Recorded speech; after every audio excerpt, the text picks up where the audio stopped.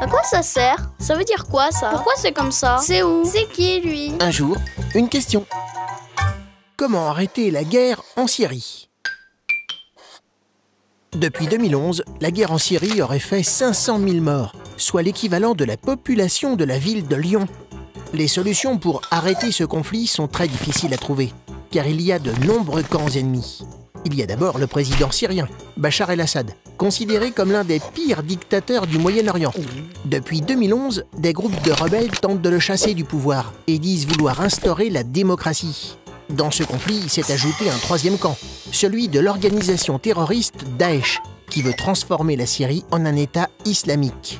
Daesh est bombardé en Syrie par un groupe international mené par les États-Unis et dont fait partie la France. C'est le quatrième camp. Il faut ajouter un cinquième camp, celui du peuple kurde qui se bat pour créer son État dans une partie de la Syrie. Sixième camp, le pays voisin, la Turquie, qui se bat à la fois contre les Kurdes et les terroristes de Daesh. Aujourd'hui, le camp le plus fort est celui du président el-Assad, car il est aidé par deux pays très puissants, l'Iran et surtout la Russie. L'armée russe a permis au président syrien de reconquérir une partie importante de son pays.